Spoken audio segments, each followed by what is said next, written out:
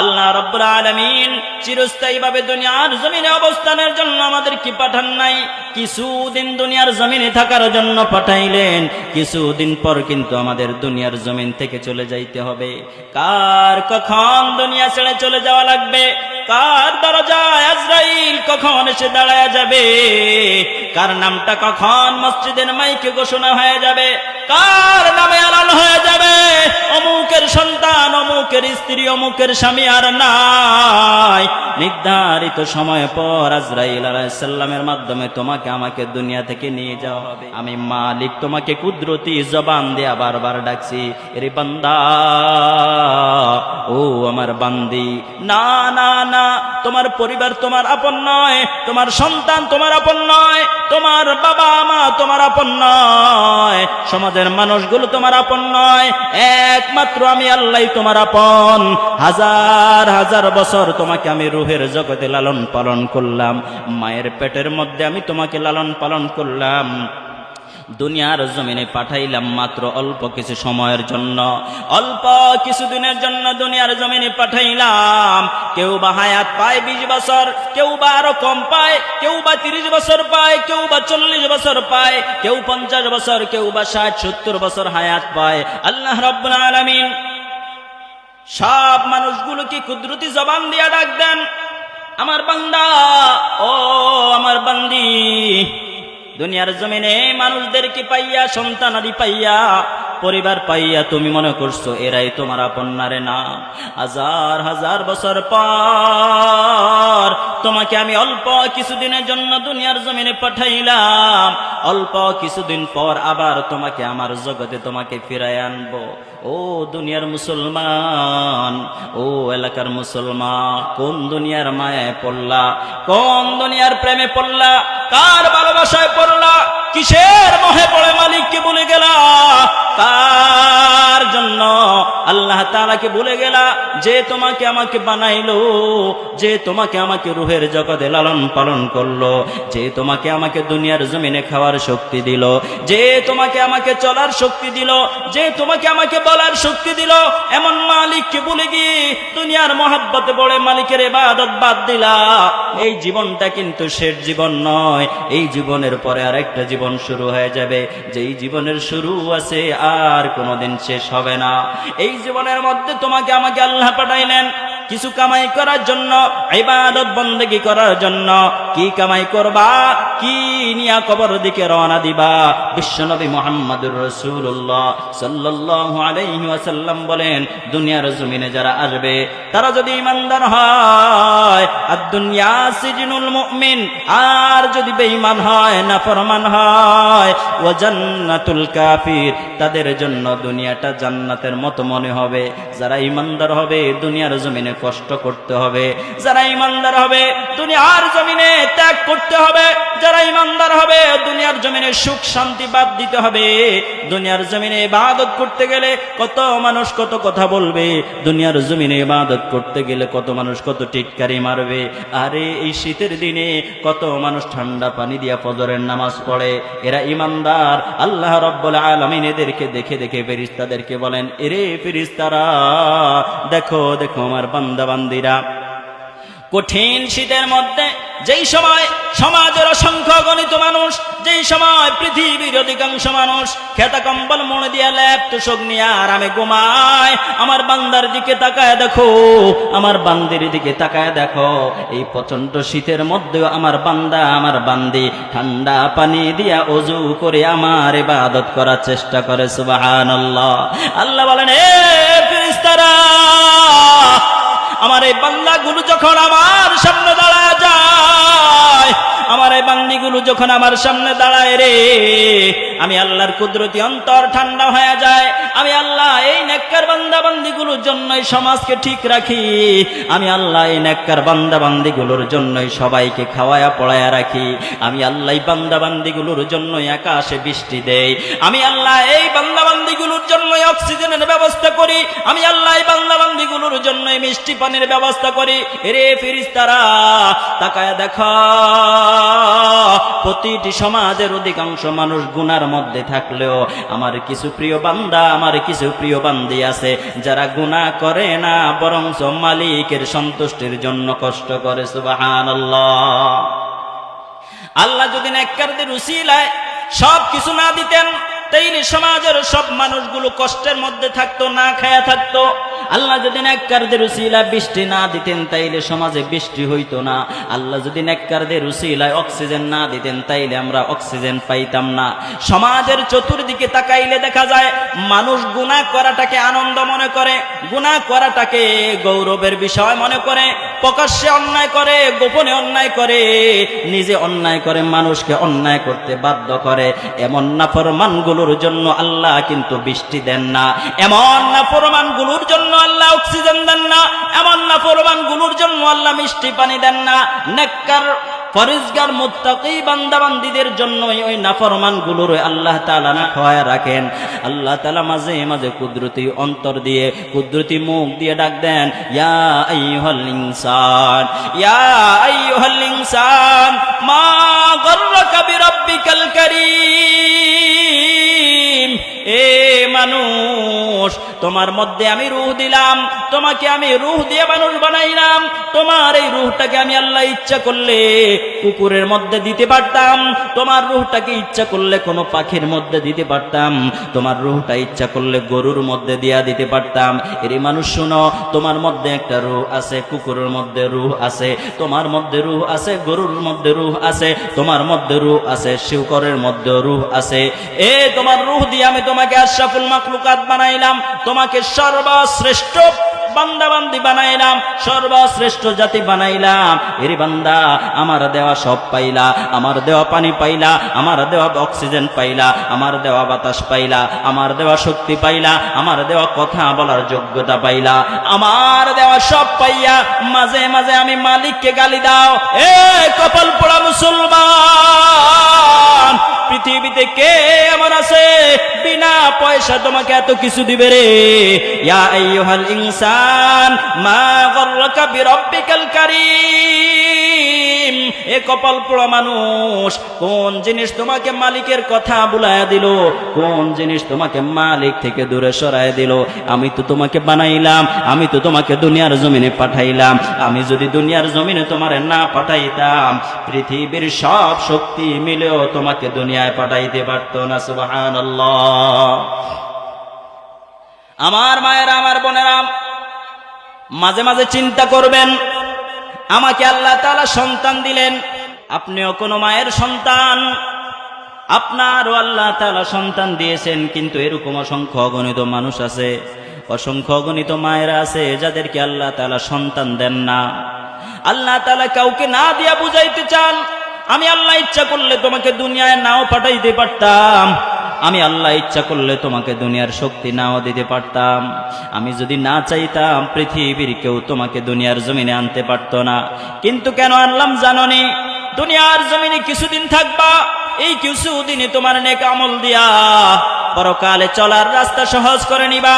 দুনিয়ার জমিনে যখন কিছুদিন আমল করবা, ওই আমলের উসিলায় পরকালে বিশাল জীবন তোমাকে অতিক্রম করতে হবে।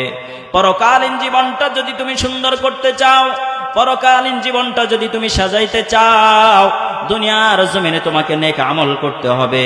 পরকালীন জীবন সুন্দর করতে হইলে অবশ্যই তোমাকে আল্লাহর বিধান পালন করতে হবে। পরকালীন জীবনে মুক্তি পাইতে হলে অবশ্যই আল্লাহ তাআলার বিধান তোমাকে পরিপূর্ণ পালন করতে হবে। আরে দুনিয়ার জমিনে এরকম অসংখ্য মাদেরকে দেখা যায়, অসংখ্য বোনদেরকে দেখা যায়, সকাল সন্ধ্যা দুপুর রাত্র সারাদিন চলে যায়, এক ওয়াক্ত নামাজও পড়ে না, 24 ঘন্টার মধ্যে মালিকের কথা একবারও স্মরণ করে না, সারাদিন চলে যায়।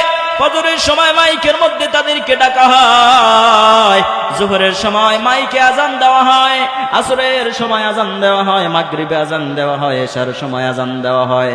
আমার মায়েরা 24 ঘন্টার মধ্যে মালিকের ডাকে একবারও সাড়া দেয় না, বরঞ্চ আজানের টাইমেও টিভি সিনেমা নিয়ে ব্যস্ত থাকে। ও কপাল পোড়া মা, ও কপাল পোড়া বোন, কি নিয়ে আল্লাহ তাআলার কাছে দাঁড়াইবা?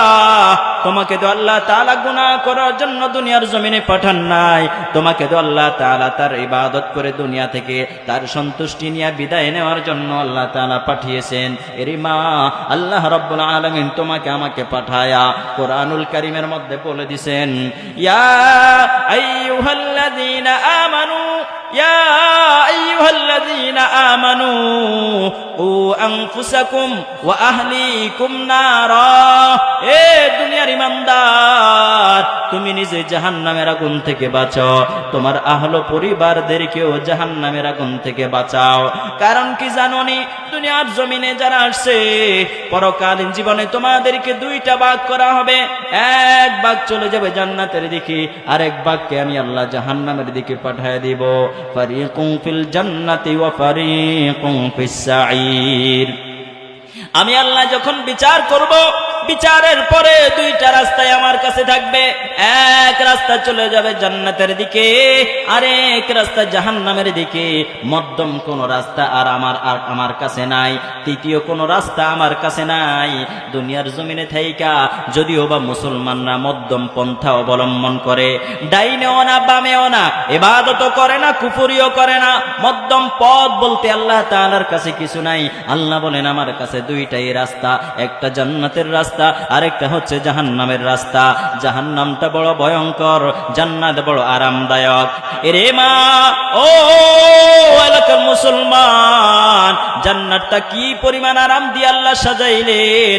বিশ্বনবী মুহাম্মদুর রাসূলুল্লাহ সাল্লাল্লাহু আলাইহি ওয়াসাল্লাম বলেন, জান্নাতে এত আরাম হবে, এত আনন্দ হবে, জান্নাত এত সুন্দর হবে, দুনিয়ার চক্ষু কোনোদিন যেই সৌন্দর্য দেখে নাই, দুনিয়ার মানুষের কোন অন্তর ওই জান্নাতের আরামায় সম্পর্কে কোনোদিন কল্পনা করে নাই। এত আরাম, এত আনন্দ, এত নিয়ামতে পরিপূর্ণ জান্নাত আল্লাহ তাআলা দুনিয়ার জমিনের কিছু কিছু মানুষের জন্যই বরাদ্দ করে দিয়েছেন।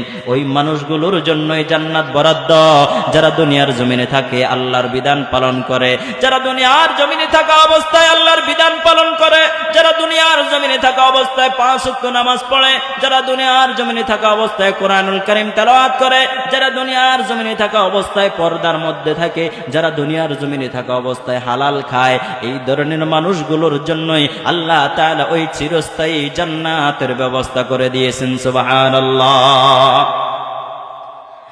আর দুনিয়ার জমিনে যাদেরকে আল্লাহ পাঠাইলেন, এর মধ্যে একদল শয়তানের ধোঁকায় পড়ে, দুনিয়ার মায়ায় পড়ে, দুনিয়ার মহাব্বতে পড়ে নামাজ ছেড়ে দিয়েছে, আল্লাহর বিধান পালন করা ছেড়ে দিয়েছে, পর্দা করা ছেড়ে দিয়েছে, হারাম খাওয়া ধরেছে, হালাল খাওয়ার চেষ্টাও করে নাই।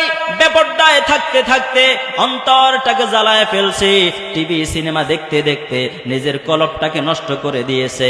কোরআনুল কারীমের সাথে কোনো সম্পর্ক নাই, বিশ্ব নবীর হাদিসের সাথে কোনো সম্পর্ক নাই, আল্লাহর বিধান পালন করার ধারে কাছেও নাই। আল্লাহ বলেন ওই ধরনের নাফরমানগুলোর জন্য আমি আল্লাহ তাআলা ভয়ঙ্কর জাহান্নামের ব্যবস্থা করেছি। নাউযু বিল্লাহ।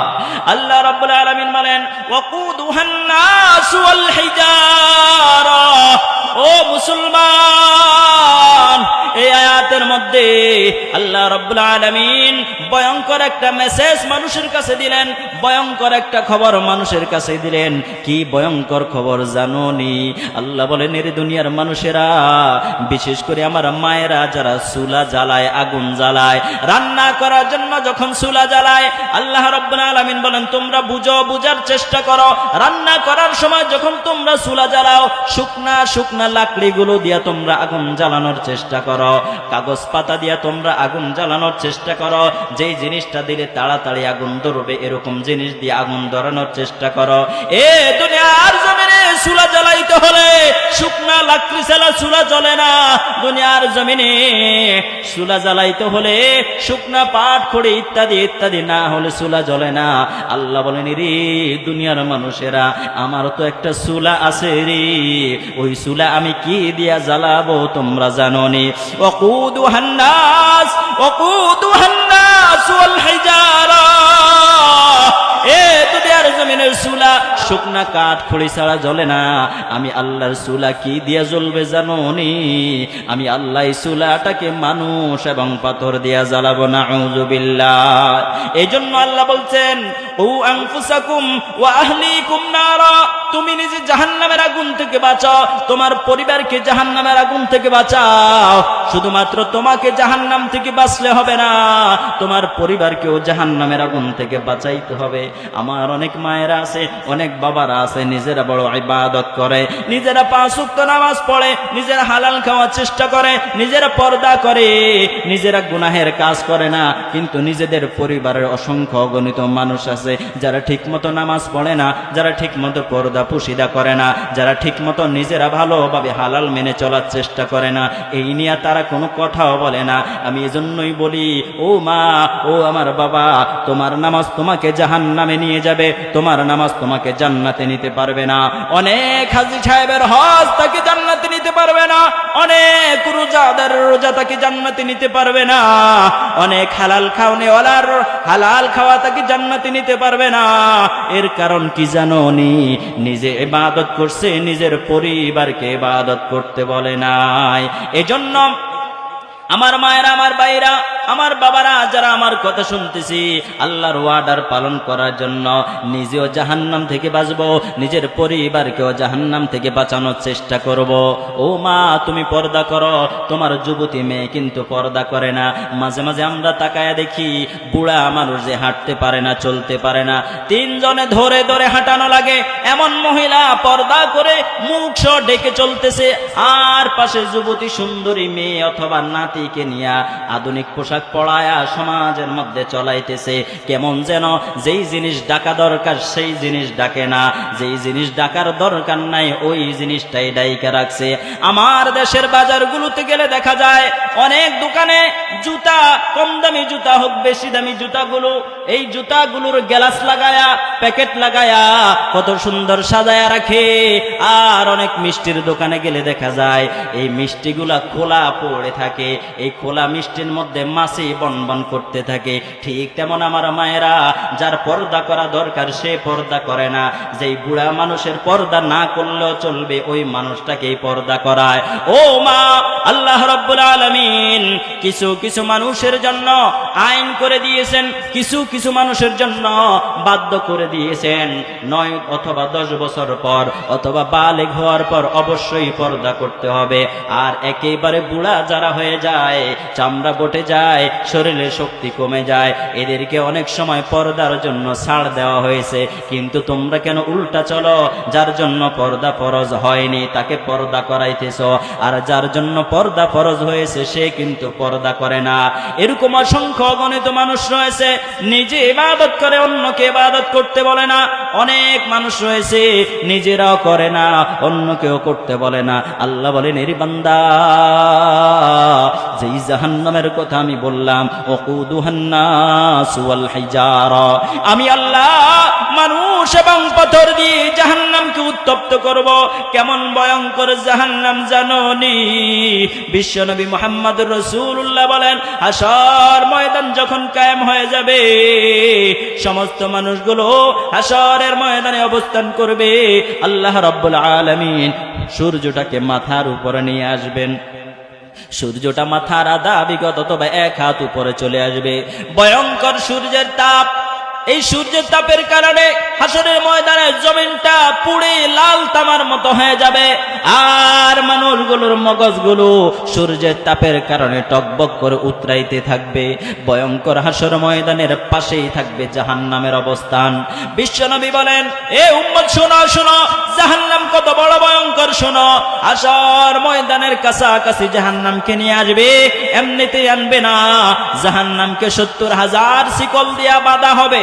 70,000 শিকলের মধ্যে আবার এক একটা শিকলের মধ্যে 70,000 করে ফেরেশতা থাকবে।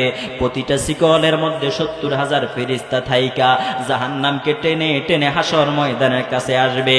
হাসর ময়দানের কাছে জাহান্নাম চলে আসার পর জাহান্নাম মালিকের কাছে আরজ করবে, ইয়া আল্লাহ, মালিক, হাজার হাজার বছর আগে তুমি আমারে বানাইলা, আমি যখন তোমার কাছে খাবার চাইতাম তুমি আমাকে কিন্তু খাবার দাও নাই। ও আল্লাহ, তুমি আমাকে বলছো যেদিন হাসর ময়দান কায়েম হবে ওই দিন তুমি আমাকে খাবার দিবা। ও মালিক, এই যে হাসরের ময়দানে যত মানুষ দেখা যায় সব মানুষগুলো কি আমার খাবার নাকি? মালিক, আমি বড় ক্ষুধার্ত, আমাকে খাবার দাও, আমাকে খাবার দাও। হাসর ময়দানে জাহান্নাম যখন মালিকের কাছে খাবার চাইবে, হাদিসের মধ্যে পাওয়া যায় বিশ্বনবী মুহাম্মদুর রাসূলুল্লাহ সাল্লাল্লাহু আলাইহি ওয়াসাল্লাম বলেন, জাহান্নামের গায়ে 70,000 শিকলের মধ্যে এক একটা শিকলে 70,000 ফেরেশতা। ওই ফেরেশতাগুলো জাহান্নামকে ঠান্ডা করার চেষ্টা করবে, জাহান্নামকে নিয়ন্ত্রণ করার চেষ্টা করবে, কিন্তু জাহান্নাম এত ভয়ঙ্কর রূপ ধারণ করবে, এত ভয়াবহ রূপ ধারণ করবে, 70,000 শিকল লাগায়া জাহান্নামকে ঠান্ডা করা যাবে না, নিয়ন্ত্রণ করা যাবে না। জাহান্নামের এমন ভয়ঙ্কর রূপের কারণে, জাহান্নামের এরকম ভয়ঙ্কর আচরণের কারণে হাসর ময়দান থর থর থর থর করে কাঁপতে থাকবে। এইদিকে বিশ্বনবী মুহাম্মদুর রাসূলুল্লাহ সাল্লাল্লাহু আলাইহি ওয়াসাল্লাম হাসর ময়দানের এই অবস্থা দেখি মাকামে মাহমুদের মধ্যে সিজদায় পড়ে যাবেন। মাকামে মাহমুদের মধ্যে সিজদায় পড়ে মালিককে ডাক দিবেন, আল্লাহ, হাসর ময়দানে 70,000 ফেরেশতা, হাসর ময়দানে এই জাহান্নামটাকে 70,000 ফেরেশতা ধরে রাখতে পারে নাই। ও আল্লাহ, জাহান্নামের গায়ের মধ্যে 70,000 শিকল লাগাইলো, প্রতিটা শিকলের মধ্যে আমার 70,000 করে ফেরেশতা আছে। এত পরিমাণ ফেরেশতা মিলে জাহান্নামকে নিয়ন্ত্রণ করতে পারে না। মালিক, আমার মনে হয় এই জাহান্নাম গোটা হাসর ময়দানকে গিলে ফেলবে। ও আল্লাহ, তুমি আমার উম্মত গুলোরে বাঁচাও, তুমি আমার উম্মত গুলোকে বাঁচাও। আল্লাহ, যদি আমার একটা উম্মত আজকে জাহান্নামে যায়, আমি আল্লাহ তোমার জান্নাতে ঢুকবো না। ও আল্লাহ, আজকে যদি হাসরের ময়দান আমার একটা উম্মত কেউ খায়া পালায়, আমি ওয়াদা করলাম তোমার জান্নাতে আমি ঢুকবো না। ও আমার মা, ও এলাকার বোনেরা, কোন দুনিয়ার প্রেমে পড়লা, কার ভালোবাসায় পড়লা? তোমাকে আমাকে বিশ্বনবী মুহাম্মদুর রাসূলুল্লাহর চাইতে কেউ বেশি ভালোবাসে না, কেউ বেশি ভালোবাসতে পারবে না। ওই নবীর আদর্শ বলে এগিয়ে কোন দিকে চলছো গো মা? কোন পথে চললা? কোন দুনিয়ার মহাব্বতে পড়লা? কোন শয়তানের দোকায় পড়লা? কেমনে ওই জাহান্নাম থেকে বাঁচবা? বিশ্বনবী কান্দে আর মালিককে ডাকে, সিজদার মধ্যে পড়ে কান্দে আর আল্লাহকে ডাকে, আল্লাহ, এই জাহান্নামকে একটু থামায়া দাও, জাহান্নাম বড় ভয়াবহ রূপ ধারণ করছে। আল্লাহ তাআলা নবীজির কান্না সইতে পারবেন না। বিশ্বনবীকে বলবেন, ও পয়গম্বর, দুনিয়ার জমিনে 63 বছর কাঁদলেন, তায়েফের ময়দানে পাথরের আঘাত খাইয়া কাঁদলেন, উহুদের ময়দানে দাঁত শহীদ করে কাঁদলেন, মাথার মধ্যে লোহার হেলমেট ঢুকে গেল। ও আমার পয়গম্বর, দুনিয়ার জমিনে যতদিন ছিলেন উম্মতি উম্মতি বলে কাঁদলেন, দুনিয়ার জমিনে থাকা অবস্থায় উম্মতি উম্মতি বলে কাঁদলেন।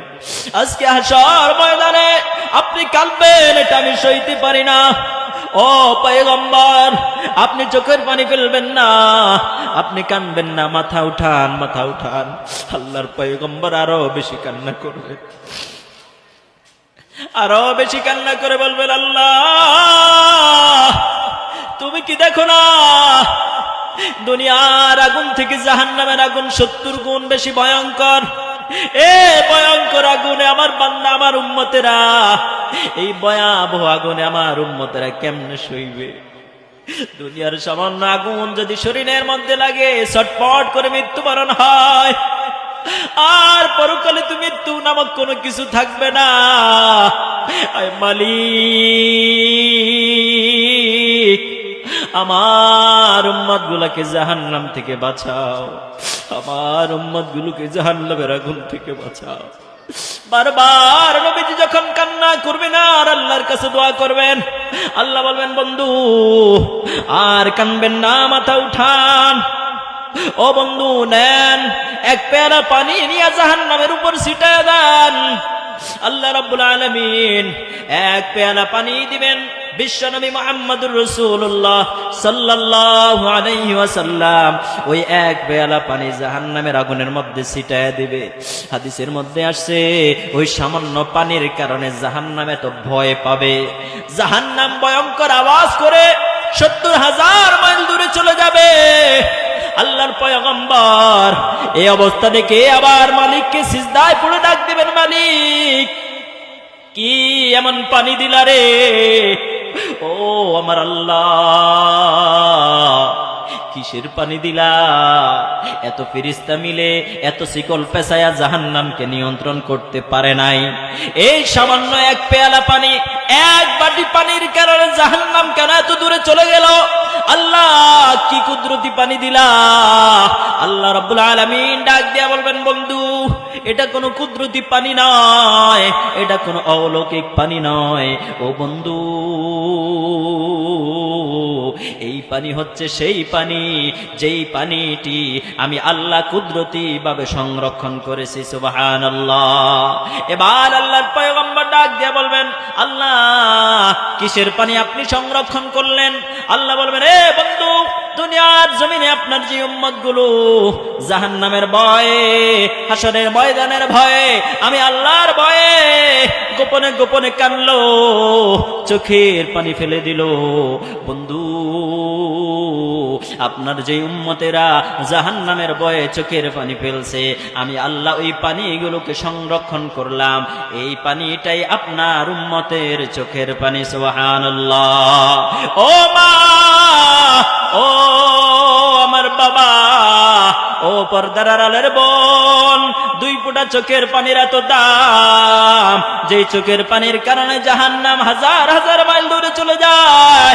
আহারে বছর পর বছর চলে যায়, তুমি আমি মালিকের কাছে কান্না করি না, তুমি আমি আল্লাহর কাছে কান্না করার সময় পাই না। ও মা, ও বোন, ঘন্টার পর ঘন্টা টিভির পিছনে সময় দাও, ঘন্টার পর ঘন্টা সিনেমা দেখা দেখা সময় দাও। ও বোন কি নিয়ে আল্লাহর কাছে দাঁড়াইবা?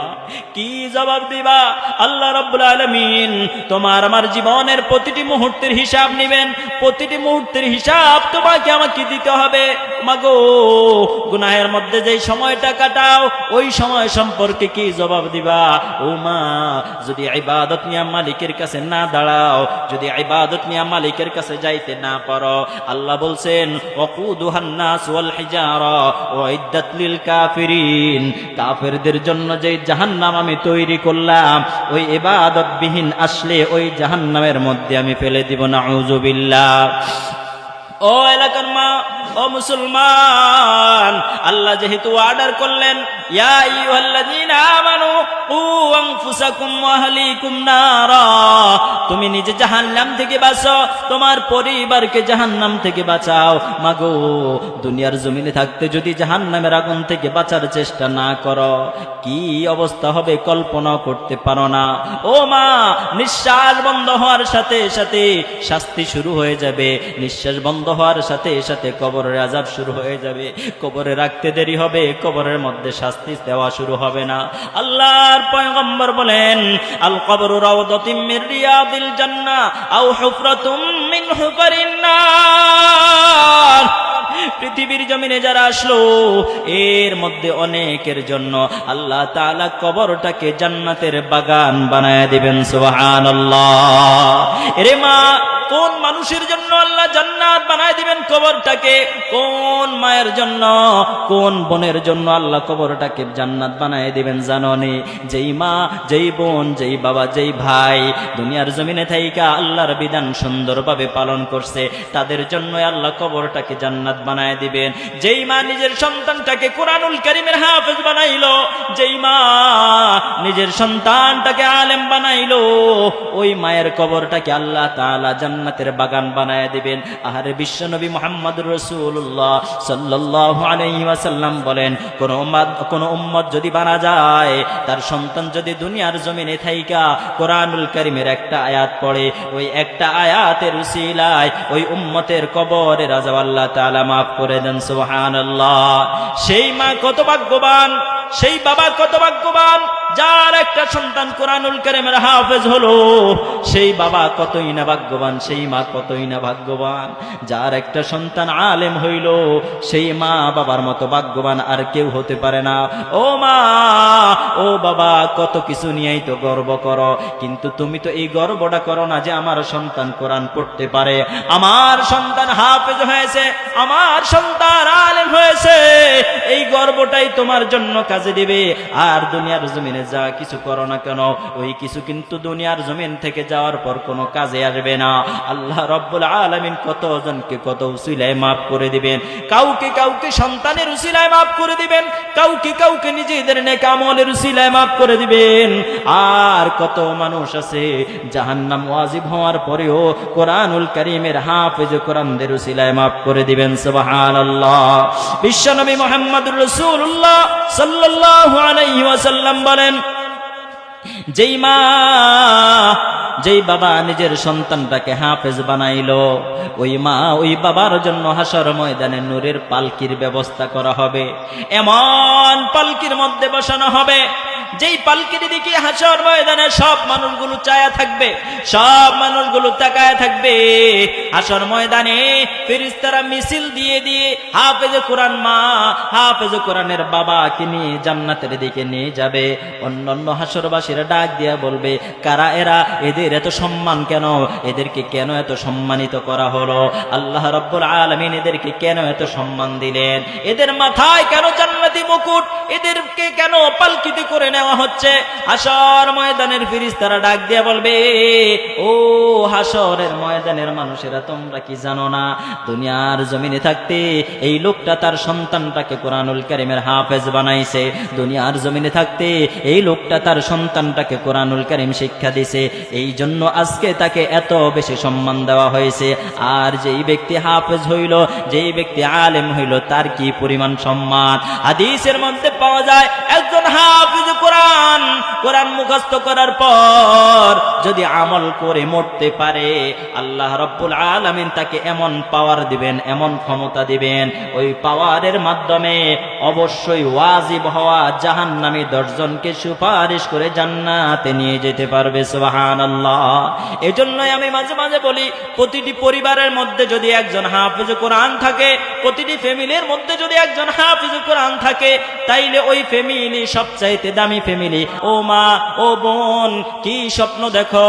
তুমি কেন তোমার পরিবারের মধ্যে একজনকেও দিন শিখাও না? তুমি কেন তোমার পরিবারের মধ্যে একজনকেও আলেম বানাইতে পারো না? কেন পারো না? আল্লাহ রাব্বুল আলামিন তোমাকেও মানুষ বানাইলেন, আমাদের মা বাবাদেরকেও মানুষ বানাইলেন। তোমরাও সমাজে বসবাস করো, আমাদের মা বাবারাও সমাজের মধ্যে বসবাস করছে।